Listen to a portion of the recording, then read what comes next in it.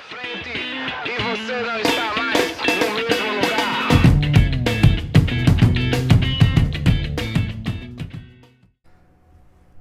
Fala turma, esse vídeo faz parte de uma série sobre o desenvolvimento de software, mais especificamente vamos prover identificadores únicos universais para entidades do nosso domínio. Para essa prática, a gente assume que um ambiente mínimo de desenvolvimento para Node.js mais TypeScript já esteja previamente configurado. No caso, a instalação de alguma versão mais recente do Node, o nosso gerenciador de pacotes, o NPM, instalação do TypeScript e configurações de compilação no projeto que a gente vem desenvolvendo, e instalação da IDE VS Code configurada com as extensões necessárias. A gente está aqui com o nosso VS Code aberto, vocês podem perceber que eu já estou com o projeto que a gente vem desenvolvendo aberto, tá certo? A partir de agora, né, com os testes automatizados sendo criados, a gente vai verificar antes de cada implementação e de cada atualização do nosso projeto a funcionalidade dos testes. Então eu posso vir aqui, por exemplo, abrir o nosso terminal e executar o comando npm run test para a gente verificar se os testes estão ok. Isso é interessante para que a gente possa partir, né, para fazer alguma alteração, alguma modificação, né, e alguma implementação nova ou correção de erros, partindo de um código que a gente sabe que está, digamos assim, sendo coberto por testes, tá certo? Então a gente tem aqui 3 testes, né, verificando lá a nossa entidade de domínio da categoria, né, principalmente a parte, né, que envolve a etapa de criação, e verificando alguns cenários que a gente já definiu, tá certo? Bom, a gente está com o VS Code aqui aberto, como eu falei, e antes da gente começar a fazer a parte de prover identificadores únicos universais para essas entidades de domínio, a gente vai falar um pouco sobre o que é o ciclo de vida de um objeto, tá certo, de domínio, e entendendo esse ciclo de vida, tá certo, pessoal? Isso é importante ter essa parte teórica. Então veja, a gente tem aqui aí no nosso projeto, né, dentro da pasta src, módulos, no módulo catálogo, né, todo, né, a nossa parte de domínio que está representada aqui por essa pasta domain, tá certo? O categoria.entity.ts, que é o arquivo onde tem a nossa entidade, ele já representa, né, essa entidade de domínio que faz parte do nosso domínio geral, que é aí o comércio eletrônico, beleza? Então aqui a gente está falando de categoria especificamente. E é interessante entender que todo objeto, né, de domínio, dentro de um domínio, tem um ciclo de vida. Ou seja, esse objeto ele nasce, né, ele é criado, né, ele provavelmente vai passar por vários estados, né? A gente viu lá nos conceitos de orientação ao objeto que o estado de um objeto, né, principalmente dentro desse conceito da PO, é a variação das informações em diferentes, né, momentos, né, e tempo de vida desse objeto na memória. Então aqui na categoria a gente tem alguns atributos, como ID e nome. Então, né, os diferentes nomes e IDs, no caso ID eles são únicos, né, que a gente vai estar tratando daqui a pouco, mas os diferentes nomes que essa categoria tem, né, durante o ciclo de vida dele na memória, ou até, né, depois de persistido e recuperado, é considerado estado, tá certo? Então todo objeto tem ciclo de vida e eventualmente, né, ele pode ser morto, né, deletado, excluído, persistido, tá certo? Ou arquivado, aí depende de como aquele objeto vai ser tratado, né, da importância daquele objeto no negócio e como o objeto vai ser, né, vai se encaixar dentro desse negócio, tá certo? Se ele vai realmente ser arquivado, se ele precisa ser excluído, se ele é temporário em memória, tá certo? No caso aqui da categoria, a gente percebe que ele vai ser persistido em algum local, provavelmente em um banco de dados. A gente precisa recuperar para que a gente possa ter continuidade do uso desse objeto, dessas informações, tá certo? Outros objetos têm vidas mais longas, né, e ciclos de vidas mais complexos, né? Nem todos os objetos vivem somente na memória. Por enquanto aqui, pessoal, a gente está trabalhando ali no index, né? Aqui o index.ts, que é o arquivo de entrada aí, onde a gente faz testes manuais, né, para verificar os nossos códigos. Vejam aqui na linha 5 eu estou criando uma variável do tipo categoria, e eu chamo o método aí, estático da nossa entidade categoria, né? E essa variável categoria que recebe esse objeto, né, ele está em memória, né? A gente faz um console.log para exibir isso no nosso terminal, mas quando esse software, né, esse index.ts ele é executado, tudo isso é feito só em memória, tá certo? Mas a gente sabe que com o avançar do software, né, com a complexidade que a gente está impondo a cada etapa que a gente vai programando, a gente sabe que em algum momento essa categoria vai ser persistida, né, em algum local, provavelmente um banco de dados, como a gente já falou, né, e provavelmente um banco de dados relacional. Então, veja, esse objeto aqui no futuro, ele tem agora um ciclo de vida simples, mas no futuro ele vai ter um ciclo de vida mais complexo, tá certo? E é justamente esses ciclos de vida mais complexos, né? Ou seja, objetos que têm variantes, por exemplo, aqui a categoria, né? A gente definiu invariantes aqui, por exemplo, no método set do atributo nome, né? Para fazer validação de dados, né? E garantir digamos assim, a integridade dos dados do que é uma categoria para o nosso sistema, né? Tipo, verificando se ele é nulo, né? O tamanho mínimo dos caracteres do tamanhos máximos. E quando a gente leva e entra nessa complexidade muito grande, né? O gerenciamento desses objetos acaba apresentando alguns desafios, né? E esses desafios eles podem até inviabilizar a tentativa de você fazer um design orientado a modelos, né, que é o MDD, que a gente vem aplicando de certa forma aqui, de forma bem simples, mas aplicando alguns conceitos do design orientado a modelos.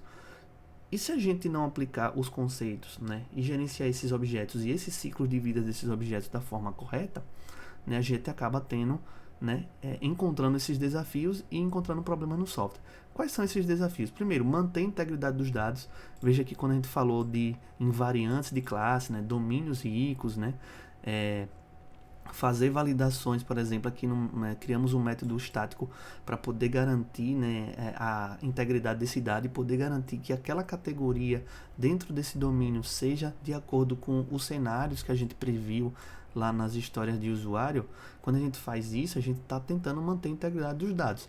Isso na hora de a gente estar falando do momento do criar, mas e quando a gente precisa atualizar? E quando a gente precisa recuperar isso de uma persistência, né? Se a gente precisar deletar ou arquivar isso de uma outra forma, tá certo? Se a gente precisar atualizar, a gente também tem que manter, né, a integridade dos dados e garantir que as regras de negócio que a gente definiu, né, sejam aplicadas, né, essas invariantes aí sejam aplicadas, né, nesses ciclos de vida, beleza? Então, esses objetos mais complexos com ciclo de vida, a gente tem esses desafios: manter a integridade dos dados e evitar que o modelo seja inundado de complexidade, ou seja, que esse é um modelo aqui, por exemplo, essa entidade aqui, ela representa um modelo, né, um objeto, né, do nosso domínio, um modelo de um objeto do nosso domínio. Que objeto, né?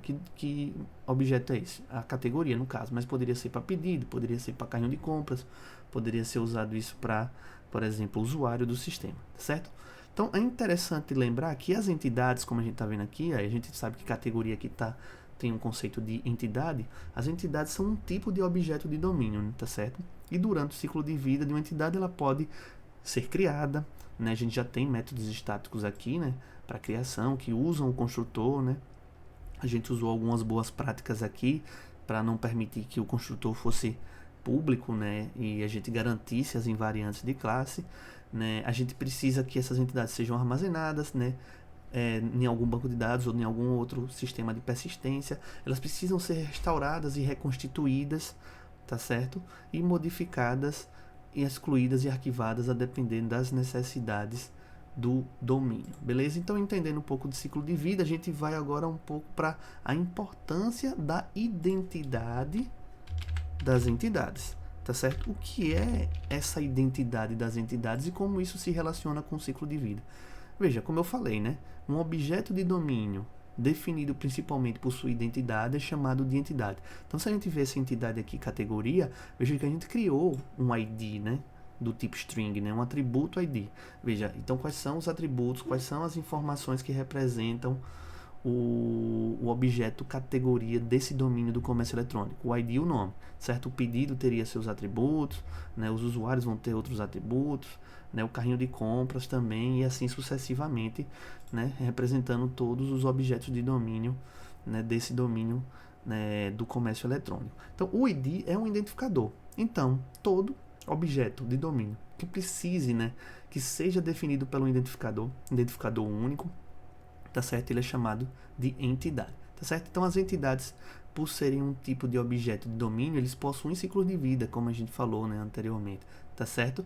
E suas identidades devem ser definidas para que se possa ser efetivamente rastreadas, né, nas diversas fases do ciclo de vida. Então, assim, os ciclos de vida, como a gente viu, acabam impondo alterações, né, e mudanças nesses objetos, né, nessas entidades.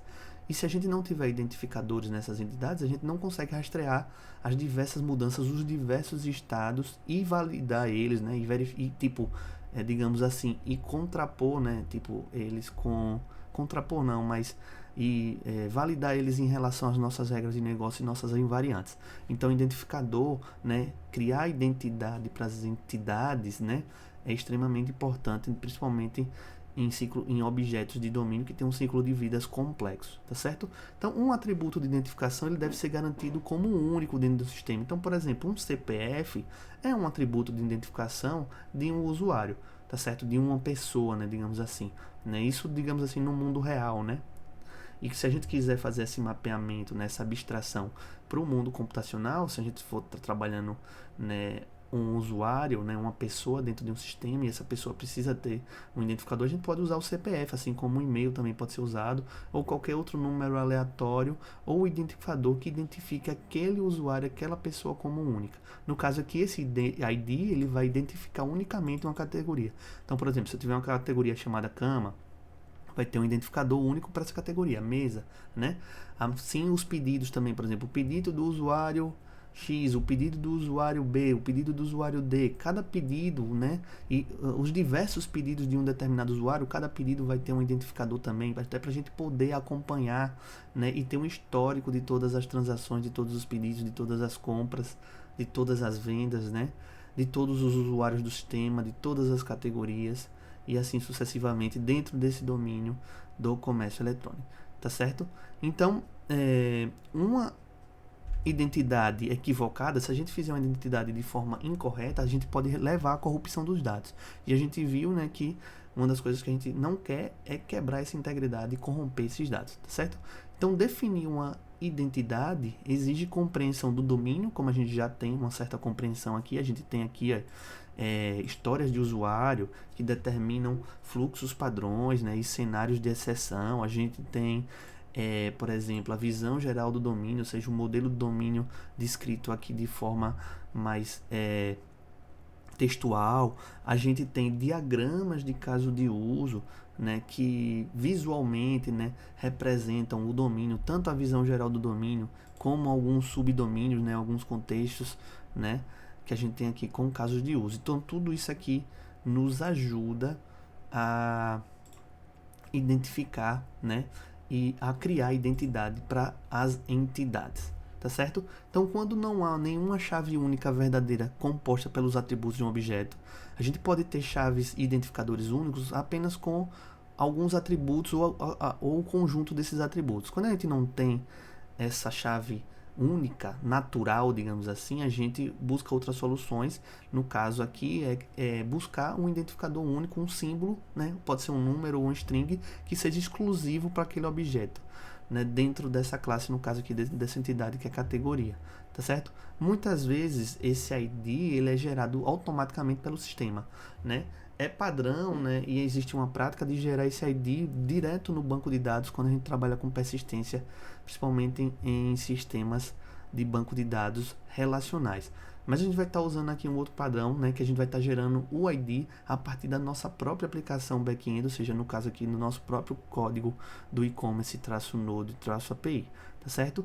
E aí é interessante, né, entender que o algoritmo que vai gerar esse identificador deve garantir exclusividade dentro desse sistema, né? Ou seja, deve garantir que esse ID que seja gerado seja exclusivo. Veja que aqui agora no nosso código, né, na nossa categoria, quando a gente chama o método criar, né, que é um método estático dessa entidade, ele preenche, né, o ID, né? Ele passa o ID para o construtor aqui, ó, e o construtor preenche o atributo ID com o ID, né, fixo, né, 1, 2, 3, 4, 5. Tanto que eu até botei aqui como comentário, né, a necessidade de refatorar isso depois para gerar um ID, ou seja, o ID que a gente vai falar já, né, que é um identificador único universal, né. Então aqui a gente está gerando de forma fixa, né? E se eu gerasse várias categorias que precisariam ser diferentes, elas teriam o mesmo ID, o que estaria aí, tipo, quebrando esse conceito de corrupção dos dados, né? A gente não estaria levando ao pé da letra todas as boas práticas que a gente falou agora, de importância da identidade das entidades, né? E do ciclo de vida, tá certo? Então a gente vai usar um algoritmo que gera, né, aí o identificadores únicos universais de forma randômica, né, garantindo essa exclusividade, tá certo? E a gente vai deixar com que o banco deixe de fazer isso, né, e traga essa responsabilidade de gerar esses identificadores únicos aqui para a aplicação. E é interessante porque isso são estratégias que podem, né, não existe qual é a melhor estratégia nesse ponto. Aqui a gente está adotando essa estratégia como uma decisão arquitetural, né, que as entidades vão ter identificadores únicos universais, né, e evitar que isso seja feito em banco de dados. Mas existem situações em que, na verdade, essas duas, né, estratégias têm pontos fortes e pontos fracos, tá certo? A gente pode entrar em detalhes mais depois, mas o foco agora é gerar identificadores únicos e fazer uma refatoração aqui nessa entidade, tá certo? Então, falando um pouco de identificadores únicos, a gente vai falar o que são esses identificadores únicos, tá certo? Um pouco do conceito, né? Um identificador único universal, ele é um número de 128 bits usado para identificar informações em sistemas de computação. Veja que aqui a gente está passando um string, né? Não está passando nenhum número, né? Eu estou passando um número entre aspas duplas, então isso é um string. E esse identificador único, isso aqui não seria um identificador único universal, né? Porque a gente fez isso aqui só para testar, né? E a gente está agora refatorando essa parte. Então esse identificador único universal, além dele ele ser um número de 128 bits, né? Ele também pode ser chamado aí de Globally Unique Identifier, né? Que é o GUID, né? Esses termos são sinônimos, o UID e o GUID também, tá certo? Eles podem ser utilizados. E o significado de cada bit desses 128, né, números de bits que estão definidos ali, é definido, né, por qualquer uma das diversas formas de se gerar um UID, tá certo? A gente vai estar gerando aqui a gente vai estar usando aqui uma versão 4 desse Unique Universal Identifier, tá certo? Que é gerada a partir de números randômicos, né? Ou seja, números aleatórios, tá certo? Quando gerado de acordo com os métodos padrões, esse identificador único, né? Eles são únicos para fins práticos, tá certo? Ou seja, a gente consegue utilizar isso sem ter uma entidade centralizadora que está gerando esses códigos para a gente pode gerar nossos próprios identificadores únicos na nossa própria aplicação, tá certo? E é interessante ver que nos códigos que a gente vê muito no GitHub, ou em palestras, ou em as boas práticas que a gente vê muito hoje, a gente vê, né, a adoção de identificadores únicos de forma mais generalizada, né? E como eu falei, usar essa estratégia também tem seus pontos fortes e fracos, beleza? Bom, o UID, né, ele é representado por 32 dígitos hexadecimais em caixa baixa, né? Ou seja, sem caps lock. E eles são exibidos em 5 grupos separados por hífens, né? A primeira forma, né, tem 8 caracteres, vem um hífen mais 4 caracteres, outro hífen 4 caracteres, outro hífen 4 caracteres, outro hífen 12 caracteres, tá certo? Para um total de 36 caracteres, né? Sendo 32 deles alfanuméricos, ou seja, entre 0 e 9, e entre A e F, já que ele também usa hexadecimal, e 4 hífens, tá certo? Então isso é o nosso UID, o formato do nosso identificador único que vamos utilizar, tá certo? Então agora a gente vai para de fato fazer o código. Então o que a gente vai fazer aqui agora? A gente vai prover identificadores únicos universais para as nossas entidades do nosso projeto, tá certo? Primeiro a gente vai fazer de uma forma simples, só para a gente testar manualmente, tá certo? Através do index. E depois a gente vai refatorar e fazer nosso código, né, de forma mais genérica, até para fazer reuso de código e deixar mais escalável a nossa aplicação até para as outras entidades que vierem no futuro, né, nos outros módulos, como módulo de pedido, como módulo de usuário, como módulo do carrinho de compras. Beleza? Então vamos lá para a forma simples. A primeira forma, né, é a gente usar o método randomuid, que já é nativo, né, a partir de algumas versões mais recentes do Node.js, tá certo? Então o que a gente vai fazer aqui?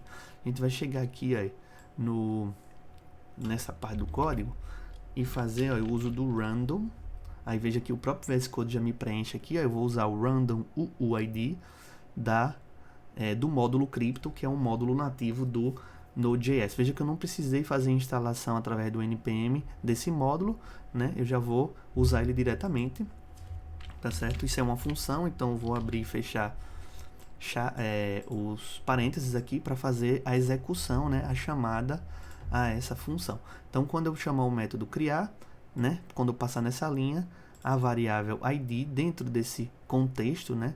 Vai ser preenchida com um identificador universal randômico, né? Versão 4 aí, porque a gente está usando números randômicos, tá certo? Bom, como é que a gente vai fazer o teste disso? Agora eu posso vir aqui no index, veja que no meu index eu tenho aqui um momento em que eu defino a variável categoria do tipo categoria. Aqui na linha 6 eu executo o método criar estático, passando um objeto, né? Botar um objeto válido aqui, cama, tá certo? Com o nome válido, né? Senão a gente vai pegar uma exceção. E depois eu faço console log só para ver na memória como está essa categoria, beleza? Então vamos executar o código aqui. A gente aguarda um pouquinho para o código ser executado. Deixa eu salvar aqui o código para executar novamente. E aí veja o que é que a gente tem na tela, né? Aqui no nosso output, né? No nosso terminal. O objeto que é do tipo categoria, né? Que esse método criar, ele acaba gerando um objeto desse tipo, né? Ele tem aqui um identificador único agora, né? E veja que ele não tem mais 1, 2, 3, 4, 5. Ele tem um identificador único no formato string, né? Usando a versão 4. Como é que eu sei que é a versão 4, professor? No terceiro grupo, né?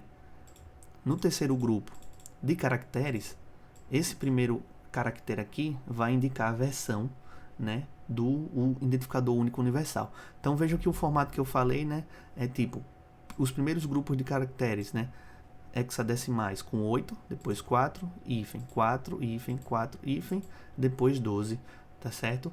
E aí a gente tem um identificador único universal. Se eu gerar uma nova categoria, eu vou ter um outro identificador, né, diferente desse. Vamos executar o código aqui, aguardar, verifiquem que o identificador foi outro identificador, mas aqui, né, como a gente está usando a versão 4, a gente vai ter sempre, né, esse 4 aqui nesse terceiro bloco, identificando que é a versão 4. Se eu não me engano, a gente tem 5 versões aí de formas de se gerar um identificador único universal, né, que é a sigla UUID, tá certo?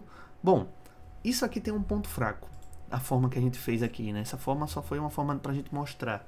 Qual é o ponto fraco? Imagine que no futuro a gente vai ter dentro aqui mesmo desse módulo de catálogo, né, que é um subdomínio do nosso sistema, a gente vai ter aqui a parte de pedidos, né? Então a gente vai criar pedido.entity.ts, definir uma classe pedido, definir interfaces que geram contratos do que é um pedido para o nosso sistema, definir os atributos, né, as informações que a gente vai manipular e os comportamentos. E aí, o meu pedido, como sendo uma entidade, ele também vai precisar gerar identificadores únicos randômicos. E aí eu vou criar um método criar também e acabaria repetindo esse código aqui, né, gerando aí, né, duplicação de código. Então imagine que para cada entidade no meu sistema, né, a gente falou da necessidade de se identificar as entidades para que a gente possa gerenciar melhor os ciclos de vida dessa entidade. Então, para toda entidade que eu tiver no meu sistema, nos meus diversos subdomínios, nos meus módulos, catálogo, pedido, né, usuário, carrinho de compras e qualquer outro módulo que surja, eu vou estar fazendo esse mesmo código, gerando duplicação, tá certo? Às vezes, né, é uma boa prática a gente continuar fazendo o código e a partir do momento que a gente percebe a duplicação é que a gente vai lá e refatora e faz um código mais genérico para reusar. Mas aqui, como a gente já tem noção de que isso vai ocorrer, a gente já percebe aqui uma possibilidade de reuso, então a gente está sendo proativo a ponto de fazer já o nosso código, né, mais genérico, tá certo? Para isso. E como é que a gente vai fazer isso? Primeiro a gente vai criar uma classe abstrata, né? Aí a gente vai aplicar conceitos do paradigma orientado a objeto. A gente já viu o conceito de classe abstrata, e a gente vai criar uma classe abstrata que vai fazer a abstração, né, das manipulações, né, desse identificador único, tá certo? Ou seja, ele vai manipular a informação, né, do ID e vai fazer essa criação desse identificador único, tá certo? Através dessa classe. Então vamos lá, como é que a gente vai fazer? Aqui na pasta src, tá certo? Dentro da pasta shared, ou seja, dentro da nossa pasta onde a gente compartilha código, nessa pasta que a gente criou, a gente já tem aqui o domain.exception.ts, né, que são uma classe que representa exceções de negócios de domínio genéricas, né, que são usadas nos diferentes módulos. Então aqui nessa pasta shared, dentro do domain mesmo, né, eu vou clicar e vou criar um novo arquivo, tá certo? Como é que vai ser o nome desse arquivo? Entity.ts, tá certo? Então o que é que eu estou fazendo aqui? Dentro desse arquivo entity.ts, eu vou criar uma classe abstrata que representa o que é uma entidade, tá certo? A gente já falou que é entidade em outros momentos, né? Principalmente, né, trazendo para cá essa abstração e essa manipulação desses identificadores universais. Depois disso, a gente vai implementar, né, aqui um abstract class. O nome dessa classe vai ser entity. Veja que eu estou, né, sempre seguindo esse padrão, né, de classe com letra maiúscula. E aí eu vou usar uma coisa aqui que chama generics, tá certo? No TypeScript, certo? Então, essa vai ser a estrutura base da nossa classe abstrata. Uma entidade que é uma entidade de um determinado tipo, tá certo? Bom, o que é esse entity T, né? Ela é uma classe abstrata. Isso significa que não podemos instanciá-la, ou seja, a gente não vai poder fazer um new entity, tá certo? Então a gente está criando essa classe abstrata só para que a gente possa fazer reuso de código através de herança, tá certo? E isso é uma decisão lógica de sistema para que a gente crie, né, sistemas, esse sistema seja mais reutilizável e evitar duplicações, tá certo?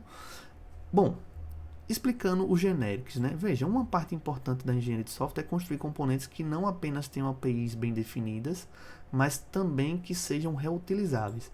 E a ideia de fazer essa classe abstrata aqui é que ela seja reutilizável para todas as entidades de domínio que eu vou precisar no meu sistema. Veja que eu tenho aqui a primeira, né, que é a categoria, mas depois eu vou ter pedido, usuário, carrinho de compras, né? Se eu tiver em outro sistema de outro domínio, por exemplo, um domínio de um sistema acadêmico, né, o aluno, o professor, a sala de aula, tudo que precisa de um identificador e tudo que precisa ser gerenciado, né, o seu ciclo de vida, né, a longo prazo, a gente pode tratar ele como uma entidade.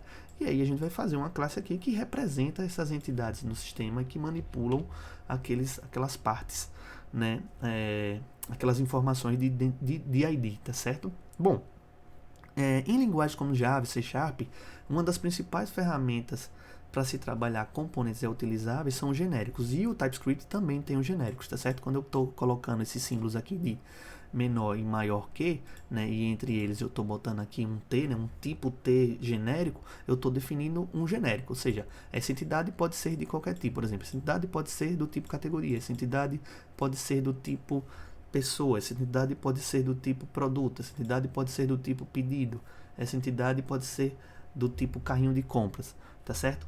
E as classes genéricas, né, tem uma forma semelhante a uma interface genérica, tá certo?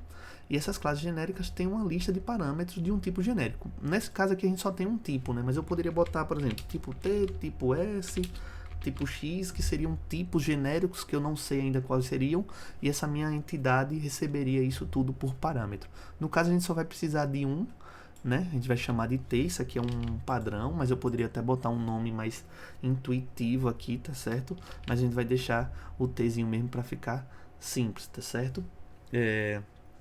Bom, assim como na interface, colocar o parâmetro do tipo na própria classe nos permite garantir que todas as propriedades da classe estejam funcionando com esse mesmo tipo. Então a gente vai garantir compatibilidade entre todos os tipos que a gente estiver passando aqui, né? Como falei, categoria, pedido e outros objetos de domínio aqui com essa classe, né? É óbvio que a gente vai trabalhar com herança.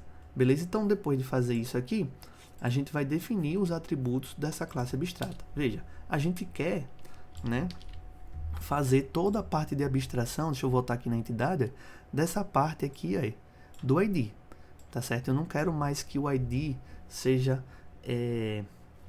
manipulado em cada entidade separadamente do meu domínio, né? Eu quero passar isso tudo, né, e dar a responsabilidade disso para minha classe abstrata.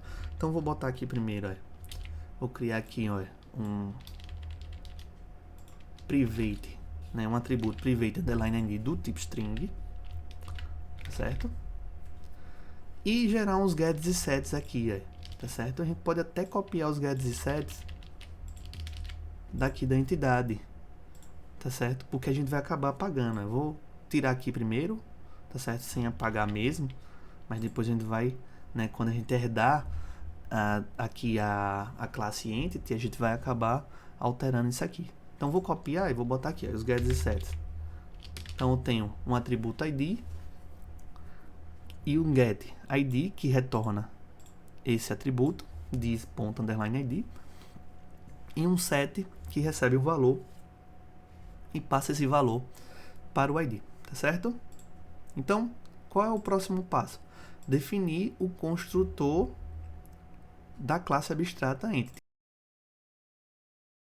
Definir o construtor da classe abstrata entity, tá certo? Então, aqui embaixo, a gente vai chegar aqui, botar aqui um comentário construtor. Lembre-se que eu coloco os comentários só para o código ficar visualmente, né, separado, né, e melhorar a didática, né, nesse caso que a gente está fazendo um projeto acadêmico, né, mas às vezes não é necessário ter esses comentários, beleza? Então, o construtor vai ser isso aqui, ó. Construtor recebe um ID, né? No caso aqui, ó, a gente está colocando aqui, né, essa interrogação para dizer o seguinte: se eu passar no meu construtor da classe entity um ID, ele vai gerar o random.id, né? Deixa eu até importar essa classe aqui, tá certo? O random ID da classe crypto, né, do módulo crypto, tá certo? Se eu passar um ID aqui, ele vai usar ele. Então aqui eu estou usando um condicional ternário, né? Então, se o ID eu passar no construtor, use ele. Se não, se ele for indefinido aqui, gere randomicamente. Então veja que com isso a gente vai poder no futuro, né, tá tanto criando uma entidade nova, ou seja, quando eu não passar um identificador, ele vai criar, gerando a partir do random.id. Mas se eu passar o identificador, eu vou estar fazendo uma das etapas do ciclo de vida da entidade, que é restaurar, né, recuperar essa entidade, né, a partir daquele ID, tá certo? Então, eu passo o valor para cá, porque eu já conheço o ID daquela entidade. Beleza? Depois disso, a gente vai definir o método equals da classe abstrata entity. Veja, cada entidade ela deve ter uma forma, né, operacional, no caso um método, um comportamento, né, que estabeleça sua identidade com outro objeto. Então, por exemplo, se eu tiver uma categoria e um pedido, todos eles dois herdam de entity. Como é que eu faço para comparar se uma categoria é um produto? Tá certo? Se uma categoria é um pedido, se a categoria é uma pessoa.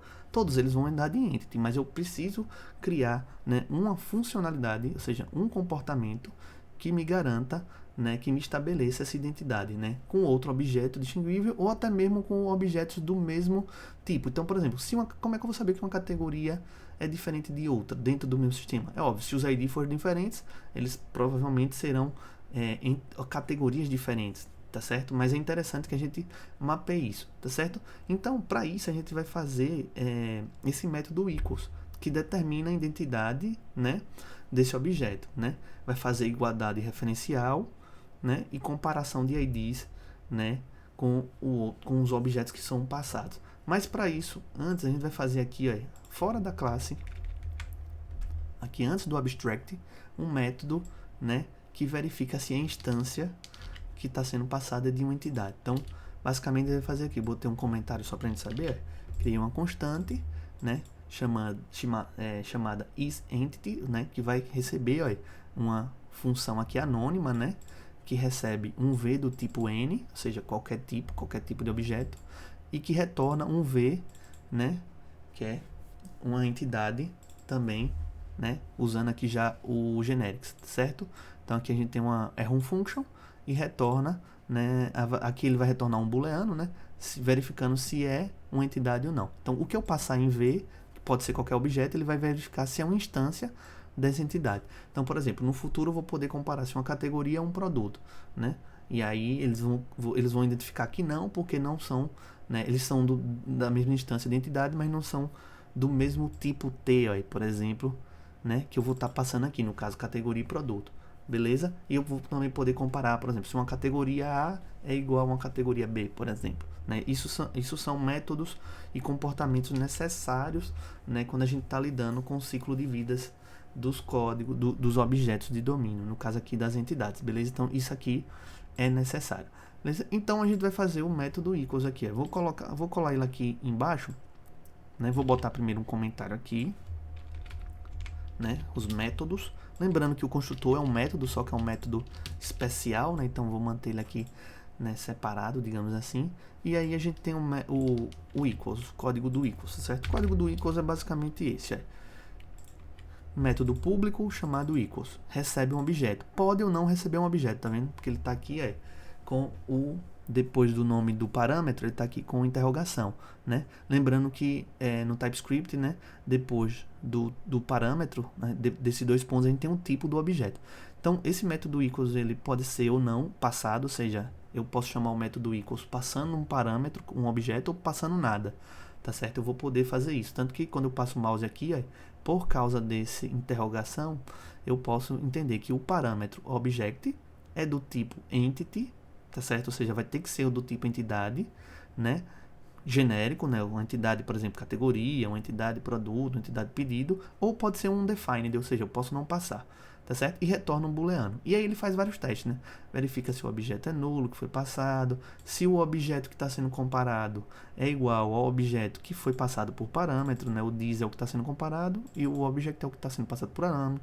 Verifica se ele é diferente de uma entidade, ou seja, por exemplo, eu tenho uma entidade que foi implementada, mas não foi herdada da categoria, da classe abstrata entity.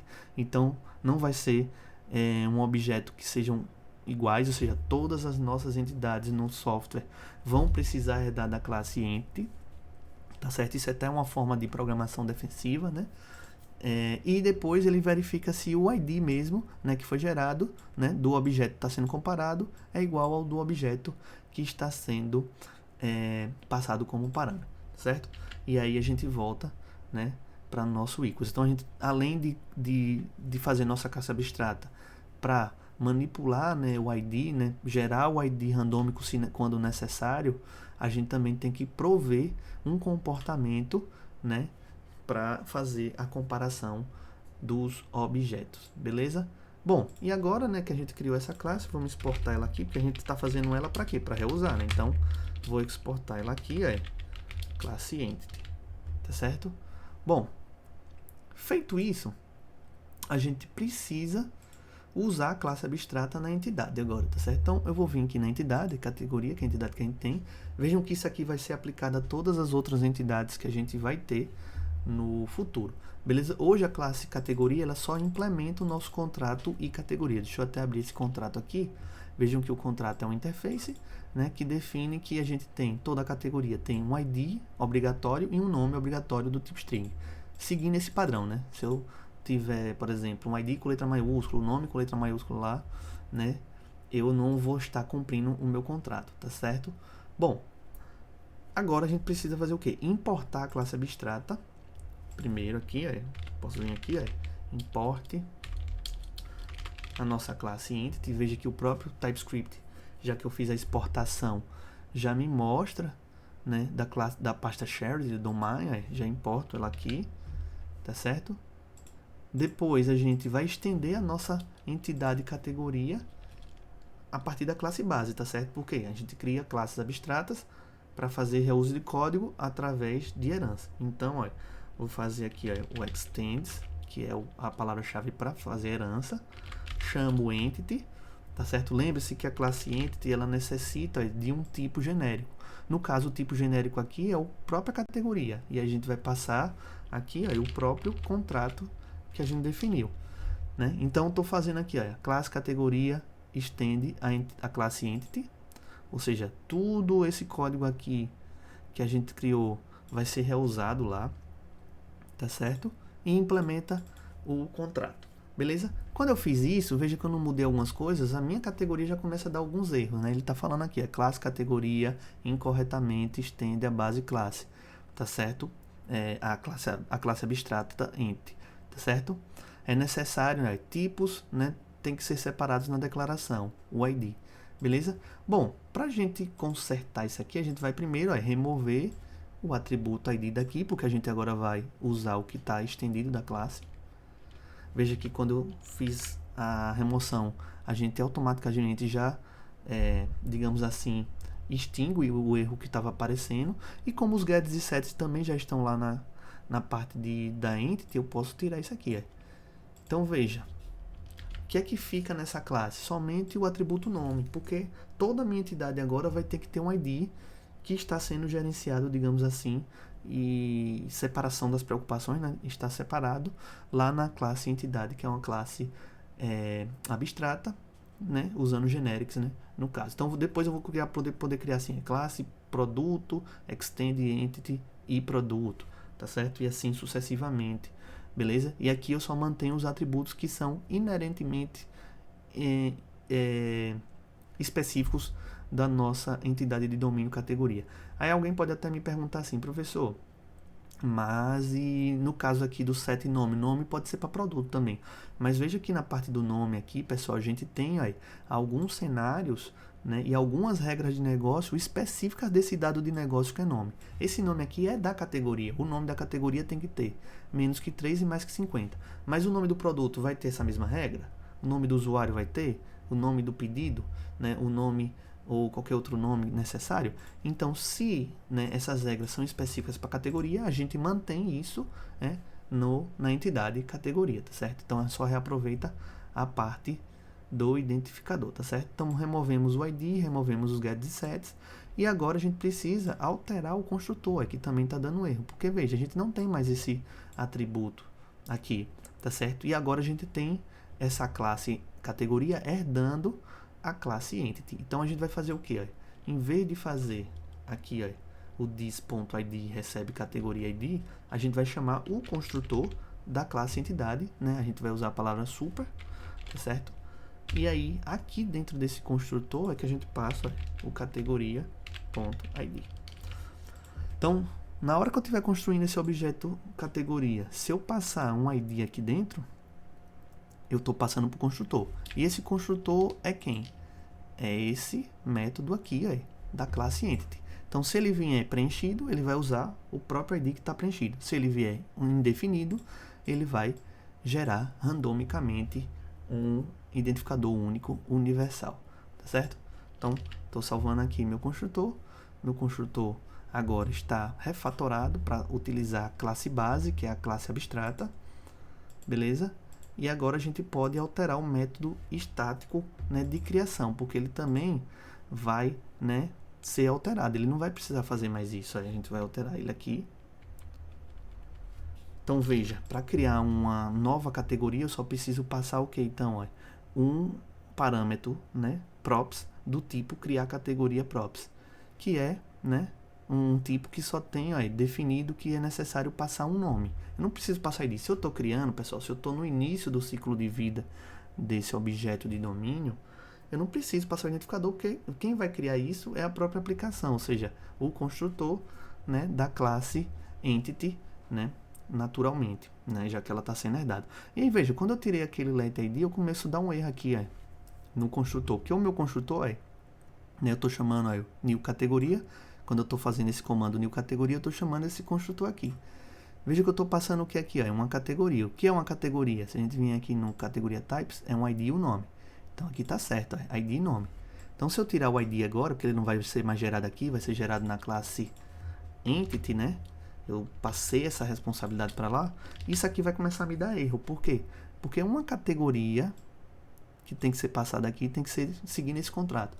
E se a gente vê esse contrato, ele pede obrigatoriamente um ID, tá certo? Então a gente vai ter que fazer uma refatoração aqui, beleza? Primeiro, a gente vai transformar esse campo num campo opcional. Isso também é uma decisão de design, tá certo? Por que a gente quer transformar esse campo num campo opcional, tá certo? Para fazer isso, eu só boto aqui uma interrogação. Então, estou dizendo agora que uma categoria dentro do meu software, dentro desse meu domínio, ele pode ter obrigatoriamente um nome nesse formato, tudo minúsculo, do tipo string, e um ID nesse formato, tudo minúsculo, do tipo string, ou ele não pode ter, porque aí vai depender. Se for uma criação, eu não vou ter ID, mas se for uma recuperação, modificação, uma exclusão, eu preciso do ID para fazer a manipulação desse ciclo de vida, tá certo? Bom, bem quando o ID for conhecido, né? Como eu disse, quando a gente conhece o ID, a gente vai estar fazendo algumas partes do ciclo de vida. Quando a gente não conhece, a gente pode estar fazendo a criação, tá certo? E aí, quando a gente não conhece, eu estou passando indefined. Veja que quando eu botei aqui, ó, a interrogação, o meu erro aqui, ó, automaticamente ele para de existir, ó. Deixa eu voltar aqui para vocês verem. Vou apagar a interrogação e automaticamente meu erro acontece. Por quê? Porque esse meu construtor aqui, ele pede um formato desse. E esse formato aqui não está compatível, já que só estou passando o nome. Se eu boto a interrogação, eu digo que eu posso ter um nome, mas sem o ID, que é o que eu estou fazendo aqui, ó, passando um objeto somente com o nome, tá certo? E isso permite a gente abordar tanto a criação como a restauração e recuperação desse objeto de domínio nesse ciclo de vida dessa entidade. Beleza? Bom, depois de ter feito isso e alterado aqui essa categoria, a gente pode ir fazer, né, alguns testes. No caso, a gente já tem testes automatizados. Primeiro, a gente pode fazer o próprio teste manual, né, usando o index. Então, vou abrir aqui a página index, mantenho o mesmo código. Veja que eu não alterei nem meu código, tá certo? E executo aqui, aguardo a execução. Veja que o ID está sendo gerado.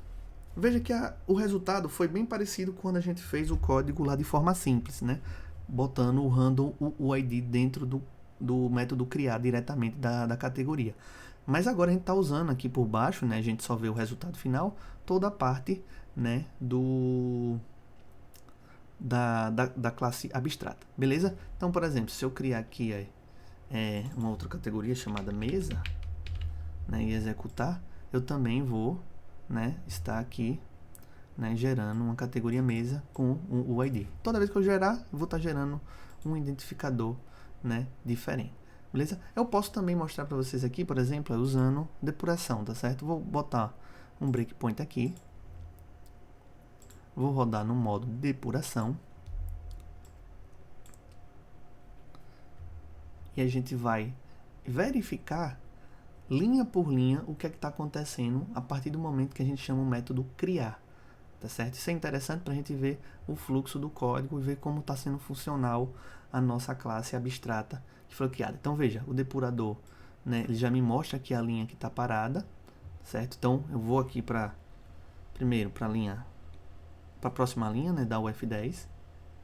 Eu quero entrar nesse método criar, então eu vou usar o step into, né, que é o F11. Vim para o método criar, né, da entidade categoria. Veja que dentro das propriedades eu tenho um objeto que tem um atributo nome que passa um valor mesa, tá certo? Passo pela primeira linha aqui, onde a propriedade nome é extraída, e depois chamo o construtor da classe categoria. Dou F11 para entrar no construtor. Veja que aqui no construtor da classe eu só passei o nome. Então, né, lembrando que minha categoria agora, ela permite tanto eu passar um objeto só com o nome, ou com o nome e com ID. Como ele não tem ID, veja que o ID aqui, ele está como um undefined, passando o mouse aqui. Se ele está como undefined, vou dar um F11 para a gente ir para o construtor da classe entity. Como ele está com undefined, ele vai não executar essa parte do código, mas sim executar a criação randômica do identificador universal, beleza? Né? Se eu vim aqui por this_id agora, ele gerou um identificador universal, né? Se eu passasse o ID, ele ia pegar o próprio ID que eu passei. Como eu passei undefined, ele gerou aqui e preencheu o atributo, beleza? F10, né? Continuo no construtor, volto para o construtor da classe categoria, passo o nome, né? E assim eu dou o F10 e vou até minha tela final aqui, onde eu mostro a minha categoria, beleza? Criada. Então, vou parar aqui o depuração, e a gente viu, né, em formato de depuração esse código também, e mostrando o uso lá da nossa classe abstrata que a gente criou, beleza? E o que é que a gente vai fazer agora para melhorar ainda mais nosso código e aprimorar um pouco ele? A gente vai implementar a fase do ciclo de vida de recuperar, né, da entidade categoria. A gente tem aqui, né, testes com a fase do ciclo de vida do criar, mas a gente quer ver a parte de recuperar, principalmente porque isso é importante quando a gente estiver fazendo persistência de dados e quiser recuperar o estado desse objeto para poder fazer alterações ou exclusão, né, dele, tá certo? Bom, inicialmente a gente vai fazer o seguinte, como a gente está trabalhando também com um fluxo aí, né, de mapear as histórias de usuário, né, a partir dos nossos modelos, né, tanto feito em casos de uso e diagrama, como os modelos textuais, a gente vai fazer isso também aqui. Então, aqui dentro do domínio, né, no módulo do catálogo, dentro da pasta Requirements, certo? A gente vai criar um novo arquivo chamado recuperar categoria caso de uso feature, tá certo? Olha. Recuperar, traço categoria, traço caso, traço uso, ponto feature, seguindo o padrão aí, do nosso, né, história de usuário, criar categoria. Certo? Se a gente vier aqui no nosso diagrama, né, que a gente fez, a gente vai estar, lembrando que a gente vai estar sempre, viu, pessoal? A gente não faz, né, isso eu vou estar reforçando sempre, a gente não faz os diagramas, as modelagens, as especificações, né, na etapa de análise e design, somente por fazer. A gente usa eles para guiar o nosso código, tá certo? Guiar a nossa implementação, que é uma especificação também, só que mais detalhada, né? Indo mais para a parte, né, de tecnologias mesmo. Então veja que nesse diagrama aqui a gente fez, ó, gerenciar categoria, criar categoria. Então toda aquela parte de criar, método estático criar, né, aquele história de usuário do criar é baseado, né, é uma especificação desse caso de uso aqui. A gente vai especificar esse caso de uso aqui, não vamos especificar os casos de uso mais herdados, né, as especificações mais ainda, a gente vai fazer esse aqui, tá certo? Né? E por isso que a gente tem aqui dentro do módulo catálogo, dentro do requirements, a pasta requirements, a gente criou um arquivo chamado recuperar categoria caso de uso, certo?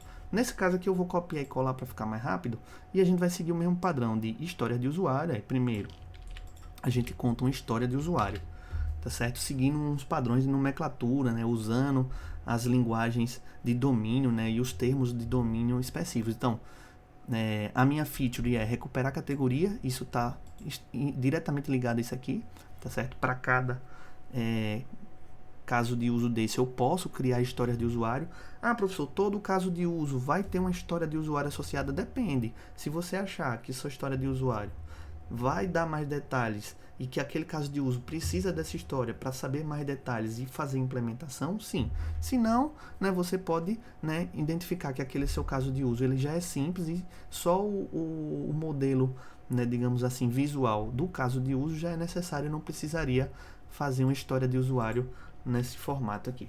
Mas eu quero, né, detalhar mais, então eu boto recuperar categoria baseado nesse cara aqui, né? Então, como um administrador, né, ou seja, quem vai fazer o que, né? O que se quer fazer? Recuperar uma categoria. Por quê? De modo, né, que quando uma categoria for recuperada, ela esteja disponível para poder fazer uma exibição, alteração, uma inserção, né? Toda aquela parte do ciclo de vida da persistência, tá certo? Bom, e aí temos alguns cenários. Primeiro cenário, né, é o cenário padrão, o cenário default, né, o que a gente quer que ocorra, né, quando eu passar uma categoria válida.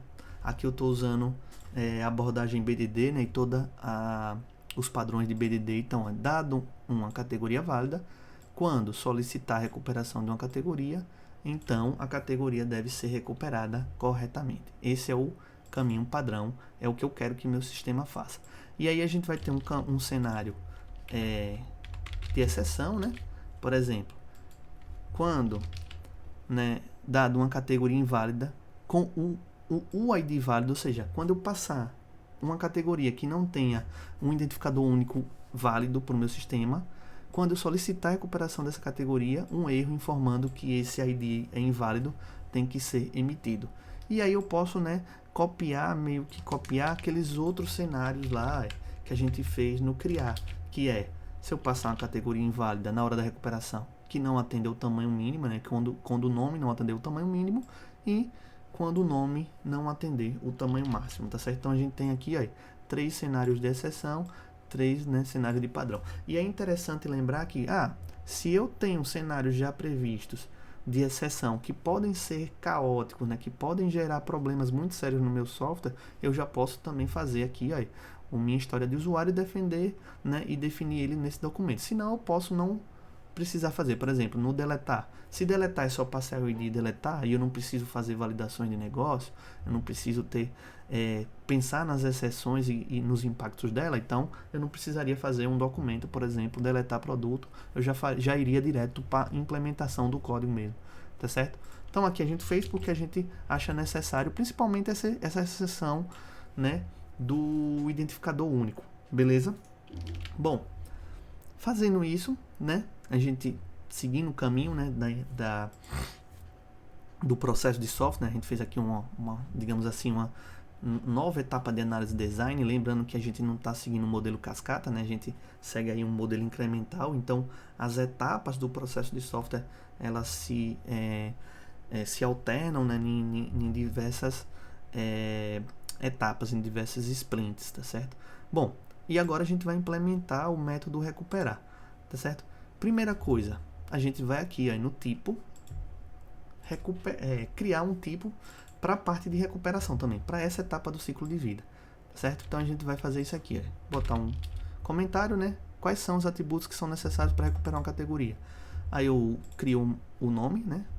Type, recuperar categoria props, ou seja, as propriedades necessárias para recuperar uma categoria, e uso o required, tá certo? Que é um tipo do TypeScript, né? Um tipo operacional, digamos assim, que ajuda, né, a criar outros tipos, né, compor outros tipos. Então, eu quero um required de toda a minha interface. Então, ele vai agora, o recuperar categoria, ele precisa ter o ID e o nome, tá certo? Então, para criar categoria, eu só preciso do nome. Para recuperar, eu preciso do ID e do nome. Se eu passar qualquer coisa diferente disso aqui, não vai poder, tá certo?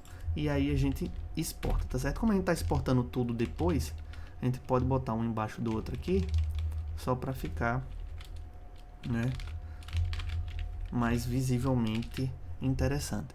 Beleza? Então a gente exportou, criou o tipo que a gente vai usar para fazer até, né, aquela programação defensiva, né, um pouco de programação por contrato, né, e manter a integridade aí do nosso código, dos nossos dados.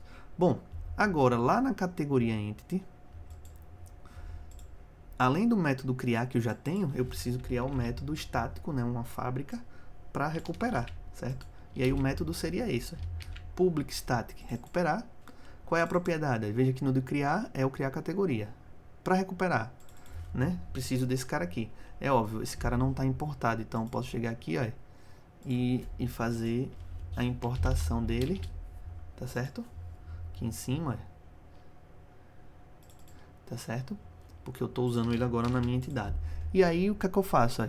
Eu pego e faço um return, né, chamando o construtor, passando todas as propriedades. Aí veja, aqui nesse caso eu usei só um objeto com o nome, então ele gera o ID.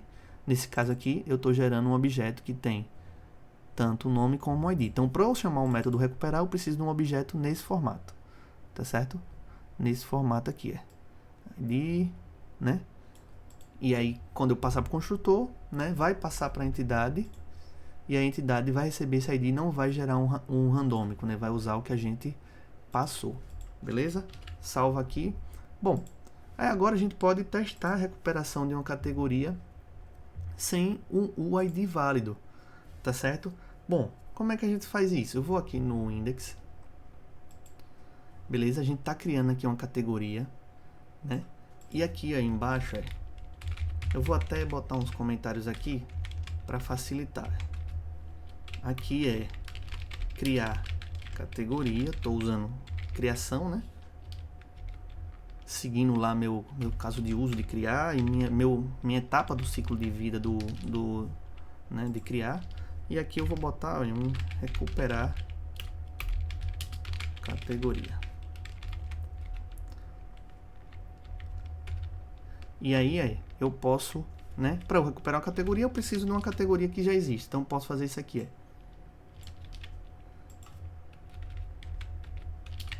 crio uma categoria, certo? E eu posso chamar isso aqui,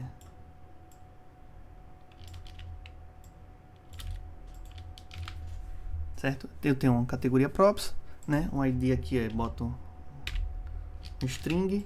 Então estou criando uma categoria aqui, um objeto categoria que tem um ID, né? Eu posso até dizer que esse cara aqui é do tipo recuperar categoria props. Então, por exemplo, como eu estou dizendo agora que ele é desse tipo, se eu tentar passar alguma coisa tipo assim, ele vai dizer que não pode, né? Porque ele vai estar validando com o meu contrato. E eu posso também, né? Por exemplo, mudar aqui nome, ele vai dar erro. Então, tem que passar um objeto nesse formato. Então, estou passando esse objeto aqui para o método recuperar, certo? E, é claro, faço o console.log aqui também da categoria 2, para a gente ver o que está acontecendo. Então, vou executar o código aqui. Então, veja, aqui foi uma categoria criada, tá certo? A partir do método criar, e impressa aqui no console.log na linha 13. E esse aqui foi uma categoria recuperada. Eu passei, imagine que essa categoria está voltando de um banco de dados ou de um arquivo. E eu preciso recuperar para quê? Para que passar ela pelas minhas validações, tá certo? Então, por exemplo, se eu passar aqui, esse 1, 2, 3, só que com o nome inválido, a gente vai ter uma exceção, né, de negócio. Beleza? No caso aqui a gente não está pegando exceção porque a gente está aqui verificando se o erro é de exceção. Como esse erro não foi, eu vou pegar aqui else e fazer um console.log também, erro message aqui. Veja aqui, a criação foi correta, mas na hora de fazer a recuperação, o nome da categoria não possui um nome mínimo válido. Então, na hora de recuperar, estou trazendo uma categoria do arquivo. Eu preciso passar aquela categoria, aquele objeto que diz ser uma categoria, pelas minhas regras de negócio. Imagine que tipo, você tem um sistema de comércio eletrônico e a lista de categorias, né, que vai ser incluída no sistema, uma lista de produtos, vem de uma lista externa. E essa lista externa, ela não sabe as suas regras de negócio quanto os nomes dos produtos, né, o tamanho dos nomes, os IDs, né, que tem que ser únicos. E aí, tipo, se você pegar essa lista e já manda diretamente para a persistência do seu sistema, você estaria quebrando as suas regras de negócio.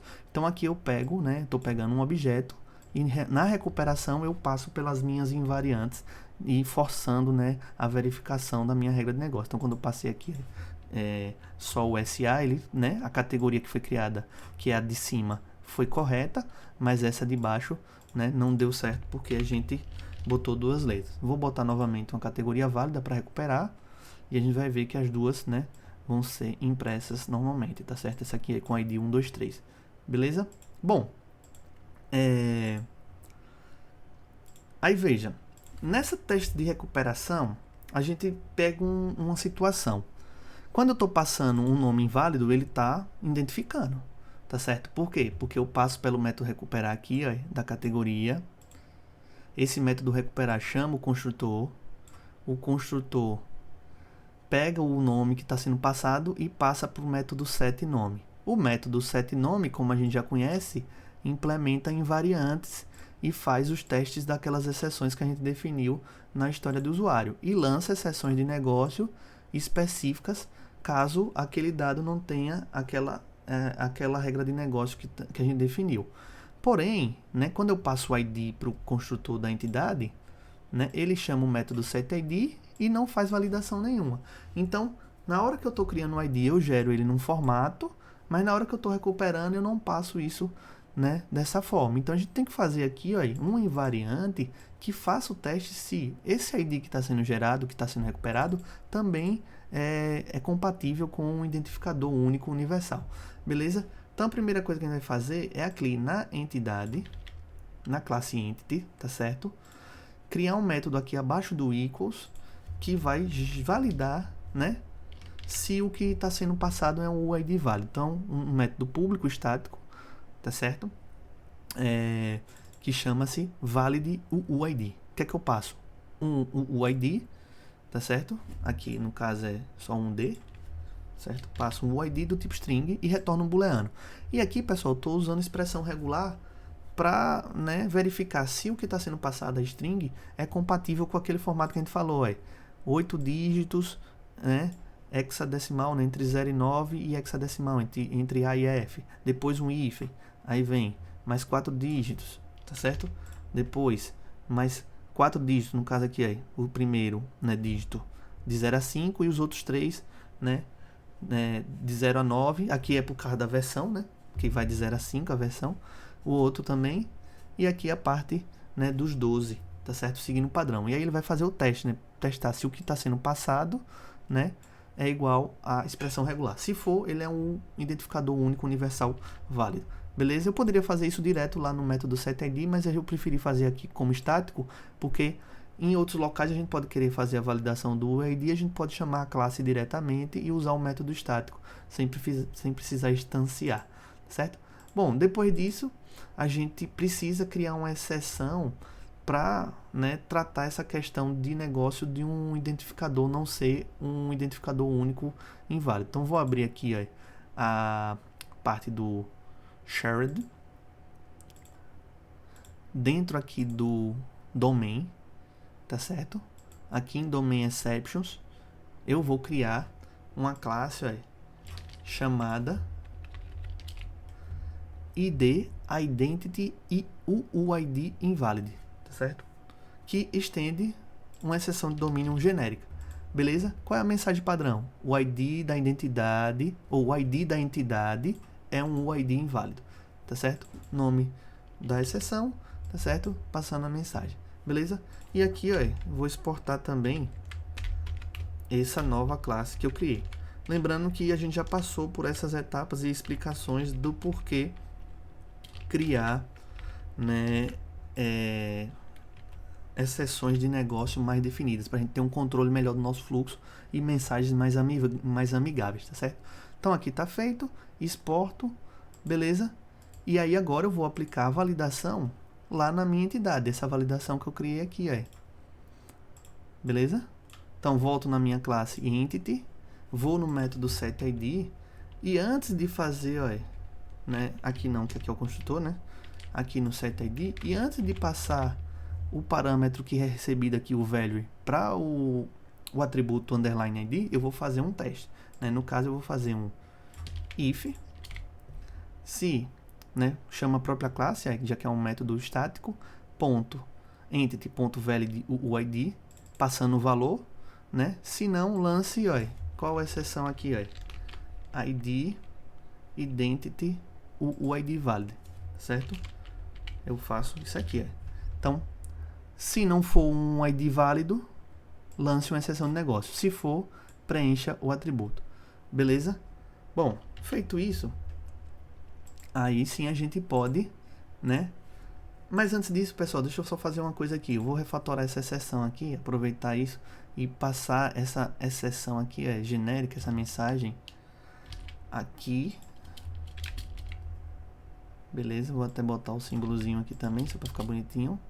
E aqui, eu passo o message, tá certo? Refatorei aqui, é só uma prática interessante, né? Botar nessa mensagem aqui um valor padrão. Se eu não passar nenhuma mensagem, ele assume isso aqui. Veja que quando eu lanço a exceção aqui, na entidade, eu não estou passando mensagem. Então, se eu não estou passando mensagem, né? Ele acaba usando a mensagem que está padrão, que é o ID da identidade, da entidade, é um ID inválido. Beleza?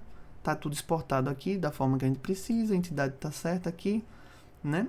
E aí agora a gente pode ver, né, como o nosso sistema tá funcionando a partir do teste manual. Então eu vou voltar aqui no index ts e veja que meu ID ele é inválido, tá certo? Aqui, vou continuar com ele, não vou alterar meu index, vou executar só para ver como é que o que é que vai acontecer agora.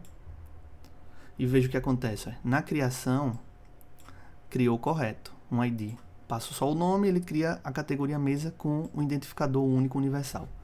Na hora de recuperar, eu estou passando uma categoria com um ID inválido. Como agora eu fiz a implementação de invariantes e de verificação de regra de negócio lá na entidade, né? Na hora que eu recupero, ele vai me dar a exceção. Aí, o ID da entidade é um ID válido. Então, esse 1, 2, 3 aqui ele é inválido. Então vou copiar um ID válido aqui, ó, que é esse aqui, colocar ele aqui, ó,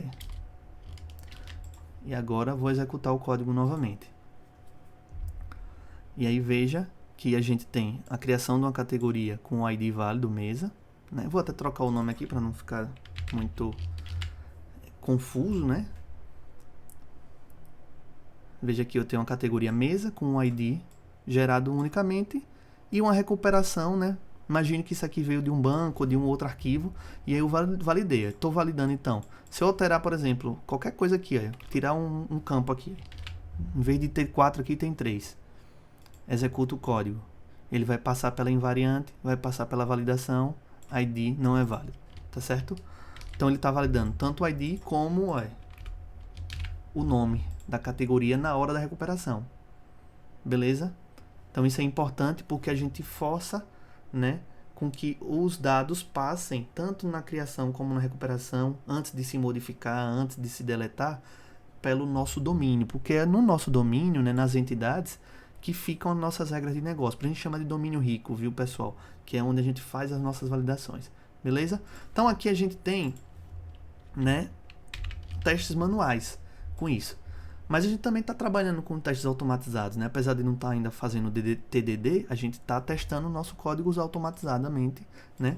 Se eu abrir aqui o nosso terminal, né, e rodar aqui, deixa eu fechar aqui, e rodar aqui o PowerShell,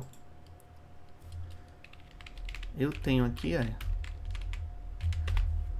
execução do nosso código de teste.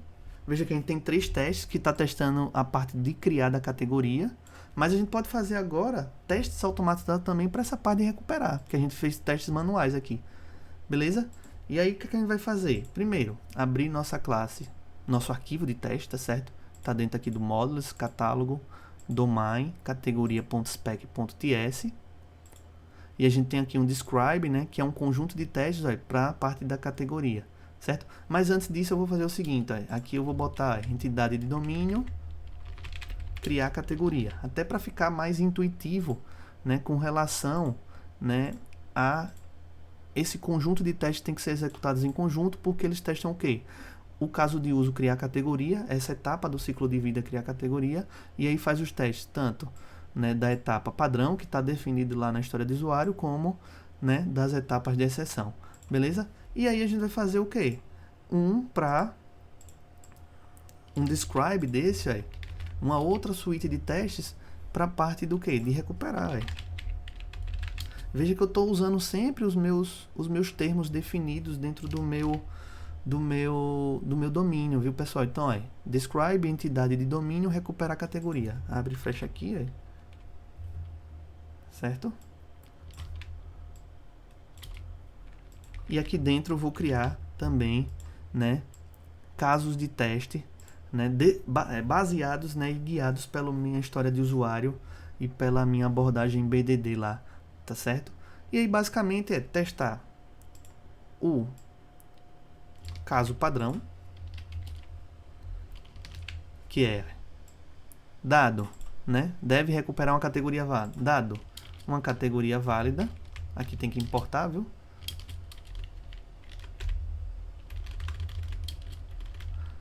Aqui eu botei categoria válida, 2 pontos, recuperar categoria props. Aí eu passo um ID válido e um nome válido. Quando eu recuperar a categoria, tem que ser uma instância da categoria. Então esse é o primeiro caso de teste que atende, tá certo, a, né, o meu cenário padrão, beleza? E aí vou fazer o cenário do teste do ID inválido, né? Primeiro eu vou executar esse teste aqui para ver se ele já está passando. Espero o teste ser executado. Bom, tá ok. E aí eu vou fazer o teste, né, dentro do describe, né?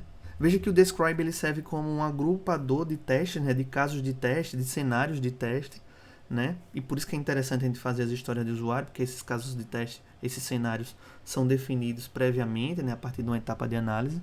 E aqui eu faço um teste que não deve recuperar a categoria com o ID válido. com um identificador único e válido, certo? Então, estou passando aqui, ó, 1, 2, 3, 4, que não segue o padrão. E aqui, né, ele tem que lançar uma exceção daquelas, tem que importar aqui, né, para os casos de teste, uma exceção, né, que a gente criou lá, beleza?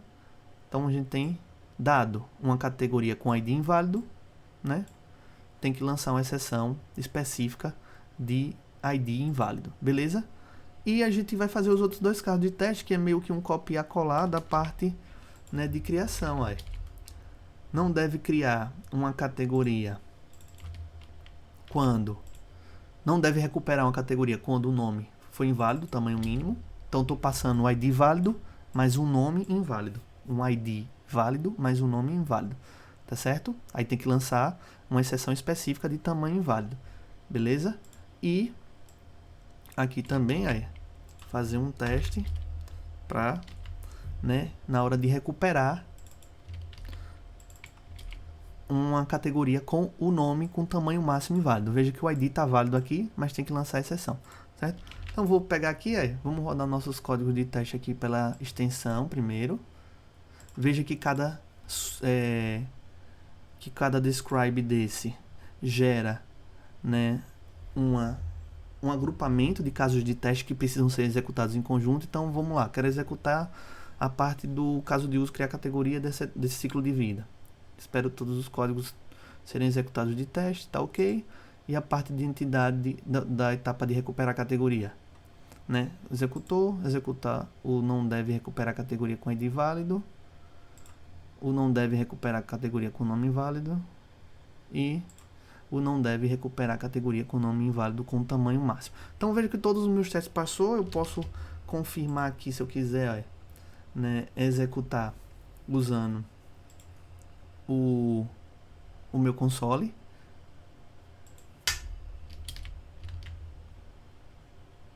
Vou abrir aqui o PowerShell. Executar o npm run test aqui, aí. Espero o vtest executar e veja que aqui agora tem, né? A gente tem agora 7 casos de teste, 7 cenários, né? E a gente está testando, né? Veja que o describe ajuda a agrupar, né, os casos de teste que precisam ser testados e aqui os testes específicos, os cenários, né, tanto padrões como de exceção, beleza?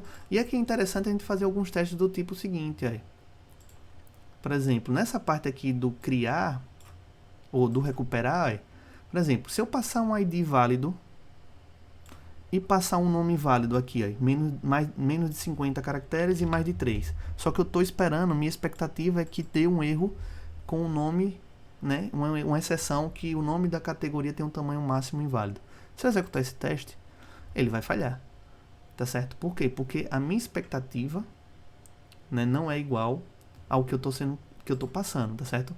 A minha expectativa é que ele execute esse erro, tá certo? Então, por isso que a gente tem que, na hora de fazer a preparação do teste, né, o que é o que está sendo passado, a gente tem que passar um objeto baseado no que a gente tem, que gera aquela expectativa para poder ver se o teste está ok, beleza?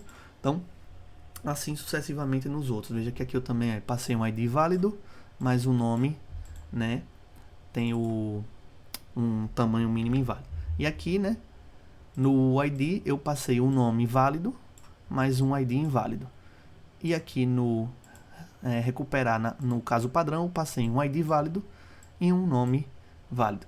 Beleza? Então, com isso a gente tem, né, já uma cobertura aí de testes automatizados, principalmente nesse ciclo de vida do criar e do recuperar, que vai ser muito importante para a etapa de persistência, né, principalmente quando a gente for para a parte de banco de dados, beleza? E já tem dali certas necessidades do que a gente definiu nos casos de uso de criar e de recuperar, dessa parte da categoria. Ok? Então os casos estão funcionando, meus testes não estão ok. Então eu parti, lá no início eu parti de um código funcional, terminei de programar aqui, aí meus testes estão passando, né? Então a gente pode ir para as nossas considerações finais, beleza, pessoal? Então a gente viu o ciclo de vida dos objetos de domínio, viu que entidade é um objeto de domínio que precisa de um identificador, e esse identificador ele serve justamente para gerenciar esse ciclo de vida, né? Criação, recuperação, modificação, deleção, arquivamento, né, ou o que for necessário, tá certo? A identidade, né, ela precisa ser bem construída, né, e nessas entidades a identidade precisa ser única, tá certo? Precisa se validar essa identidade também, né, a necessidade de fazer comparação entre objetos e entre, né, entidades, tá certo? E a gente adotou a estratégia de usar identificadores únicos universais, que são os UIDs, tá certo? Na versão 4 aqui, e a gente tirou a responsabilidade de gerar identificadores incrementais pelo banco de dados, até porque a gente não está usando ainda nenhum banco de dados relacional, e trouxe isso para dentro do nosso projeto, do nossa aplicação, principalmente usando, né, aqui aí a classe Entity, que é a classe abstrata que a gente criou, que faz todo esse gerenciamento, né? Isso aqui é um domínio rico também, porque a gente tem uma certa uma regra de negócio, a gente tem variantes, a gente faz teste, né, para verificar o tipo, né, e a gente acaba expandindo isso e reutilizando isso através da herança, né, como a gente pode ver aqui na classe categoria dentro do arquivo categoria.entity, tá certo? Bom, a próxima etapa é, a partir disso aqui, a gente trabalhar o que é serialização de objetos e depois, né, como esses objetos serializados podem ser persistidos fora do nosso domínio, né, do nosso aplicação, do nosso back-end. No caso, por exemplo, em outro servidor, em outro software, como um sistema gerenciador de banco de dados, PostgreSQL, MySQL, ou então na nuvem, ou então em um arquivo, que é o caso que a gente vai usar, tá certo? Usando o file system do Node.js, beleza? Valeu, até o próximo vídeo.